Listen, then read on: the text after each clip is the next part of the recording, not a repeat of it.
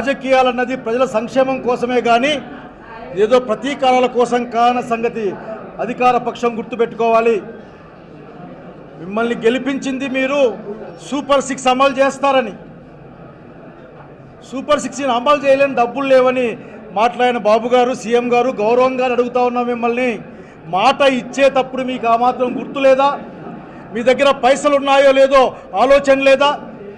ఆలోచన లేకుండా మీరు మాట ఇచ్చింటే మమ్మల్ని మాయ చేద్దామని, మోసం చేద్దామని, ఒకవేళ ఇప్పుడు చేయకూడదు అనుకుంటే మీరు మాకు చేయకూడదనే కోరిక ఉన్న వాళ్ళు తప్ప ఇంకోటి కాదని నేను బలంగా నమ్ముతా ఉన్నా.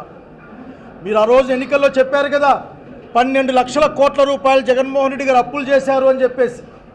అదే అసెంబ్లీలో మళ్ళీ 6.5 లక్షలకి 7 లక్షలకు కుదించి దాదాపు 7 లక్షల కంటే తక్కువ కోట్లు అప్పు ఉన్నాయని చెప్పారు కదా. అంటే అచ్చంగా మీకు ఇప్పుడు 4 లక్షల కోట్లు 5 లక్షల కోట్లు లాభం వచ్చింది కదా ఆ లెక్కల్లోనే. సూపర్ 6 అమలు చేయడానికి సంవత్సరానికి 48,000 50,000 కోట్ల ఖర్చు అవుతుందని మీ లెక్కలు చెప్పారు కదా. ఆ లెక్కన 10 సంవత్సరాలు చెప్పొచ్చు 5 లక్షల కోట్లు అయితే. 3 లక్షల కోట్లు అనుకున్నా కానీ ఏ సంవత్సరం కూడా ఇబ్బంది లేకుండా ఆఖరికి సూపర్ 6 అమలు చేయొచ్చు. మీరు దయచేసి ప్రజలకు ఇవ్వాలంటే మీకు కష్టంగా ఉంటుంది. కేవలం పేరు ప్రఖ్యాతులకి ఫోటోల కోసం మాత్రం మీరు కార్యక్రమాలు చేస్తారు. అట్లా కాకుండా తక్షణం సూపర్ 6ని అమలు చేయాలి. మన ఎవరో మాట్లాడుతూ ఉన్నారు, క్షమాపణలు గిమాపణలు ఇక్కడ పనిచేయవు. ప్రజలకు ఏం మాట ఇచ్చారో పాలకుడిగా ఆ పని చేసి తీరాలి. తక్షణం సూపర్ 6 అమలు చేయమని డిమాండ్ చేస్తూ ఉన్నాం. ఒక్క రంగం కాదు, అన్ని రంగాల్లో ఈ రోజున వెనుకబాటుతనం. ఈ 7-8 నెలల తర్వాత కూడా ఈ రాష్ట్రంలో మీరు చేసిన పని ఒక్కటి కూడా లేదు, ఒక్కటి కూడా కనపడడం లేదు. ఈరోజు కూడా విశాఖ ఉక్కు ఫ్యాక్టరీని దొడ్డిదారిన ప్రైవేటైజేషన్ తప్ప ఇంకోటి కనపడలే ఇక్కడ. ఆ రోజు జగన్మోహన్ రెడ్డి గారి పరిపాలనలో ఉన్నప్పుడు విశాఖ ఉక్కు ప్రైవేటీకరణ చేయరాదని అసెంబ్లీలో తీర్మానం చేయడానికి కారణానే ఇంతవరకు ఆగిన సంగతి ఇక్కడ గుర్తు చేస్తూ ఉన్నాం. కనుక సత్యదూరంగా అబద్ధాలతో ఎంతో కాలం జీవితాన్ని తీసుకెళ్ళలేరు.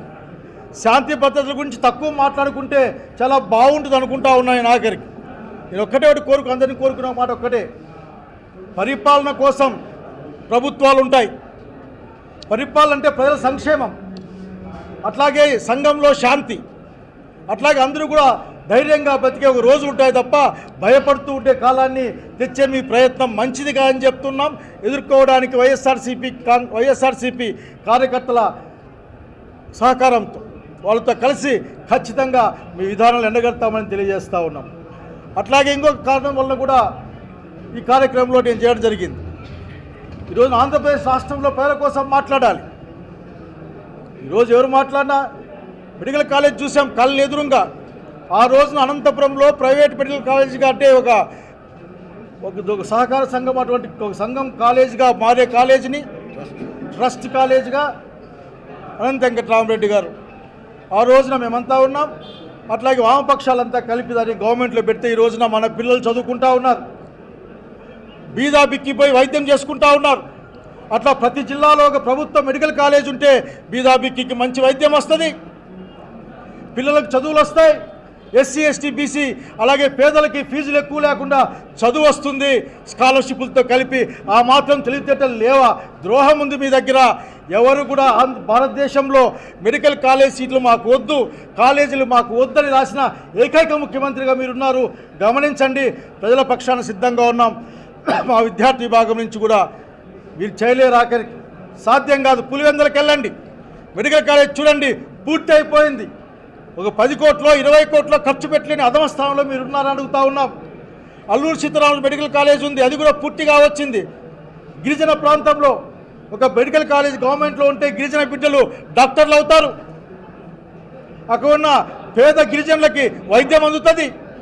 కనుక ఇటువంటి సత్సంకల్పాన్ని మీరు నాశనం చేసి పబ్లిక్ ప్రైవేట్ పార్ట్నర్షిప్ కింద మీరు ప్రైవేట్ వాళ్ళకి అప్పగిచ్చే కార్యక్రమం చేసి దాన్ని వ్యతిరేకిస్తూ ఉన్నాం. మేము విశాఖ ఉక్కు ఫ్యాక్టరీ ప్రైవేటీకరణని వ్యతిరేకిస్తూ ఉన్నాం. పోలవరం ఎత్తు తగ్గించి రాయలసీమకు జరిగే అన్యాయాన్ని గుర్తుపెట్టుకుని ఆఖరికి మీ నడవడిక మంచిది కాదు. మీ యొక్క కుట్రలు కుతంత్రాలను ఎదుర్కోవడానికి మేము పనిచేయాల్సి సిద్ధంగా తెలియజేస్తూ ఉన్నాం. అనంతపురం జిల్లా ఆ రోజున ప్రాజెక్ట్ అనంత అని అన్ని పార్టీలతో ఏర్పాటు చేశాం. నేను కొడతా ఉన్నా ఈ రోజున ఆ పేరు కాకుంటే ఇంకో పేరు, ఈ జిల్లా సమగ్ర అభివృద్ధి కోసం ఒక ప్రణాళిక చేయాల్సిందిగా ఇక్కడ ఉన్న అధికార పక్షాన్ని కోరుతా ఉన్నా. అంతేగాని ఇంకొక హుంకరింపులకో బెదిరింపులకో మాత్రం ఉండకూడదనే విజ్ఞప్తిని మేము ముందుంచుతా ఉన్నా. నేను స్నేహితులారా, ఈ రాష్ట్ర ప్రజల అభ్యున్నతి కోసం, ఈ రాష్ట్ర అభివృద్ధి కోసం, రాయలసీమ కష్టాలు రాయలసీమ అభివృద్ధి కోసం, అట్లాగే అనంతపురం జిల్లా నా నియోజకవర్గం సింగనమల అన్ని స్థాయిల్లో కూడా అభివృద్ధికి అట్లాగే వికాసానికి అందరితో కలిసి పనిచేస్తానని ఈరోజు నన్ను సాదరంగా ప్రేమగా ఆహ్వానించిన ప్రతి ఒక్కరికి కూడా పేరు పేరు నేను ధన్యవాదాలని తెలియజేస్తా ఉన్నా. మీ నమ్మకాన్ని నిలబెట్టుకుంటాయని, ఈరోజు అశేషంగా తరలి వచ్చిన కార్యకర్తల నమ్మకాన్ని ధైర్యాన్ని కాపాడుతాయని నేను తెలియజేసుకుంటూ నమస్కారం. What is your I don't know what is your problem brother. ఈ రోజున చేరుదాం అనుకున్నాను, చేరాను. కానీ గతంలో బతకడం నాకు ఎక్కువ ఇష్టం ఉండదు. ఆఖరికి గతాన్ని గుర్తుపెట్టుకుంటా, గతాన్ని మర్చిపోను, కానీ భవిష్యత్తులో ఆలోచన పెట్టుకుంటా. వర్తమానంలో బతికే ఆలోచన నాది. సో ఈ రోజున చాలా విషయాలు చాలా కాలం మాట్లాడుకుంటాం. ఒక్క కొత్త స్కూల్ వచ్చిందా ఈ రాష్ట్రంలో, ఈ జిల్లాలో? నేనంటే బాగుండదు కానీ మేము కట్టినవి కానీ కనుక మాట్లాడదాం, తప్పేం లేదు. Today is fact.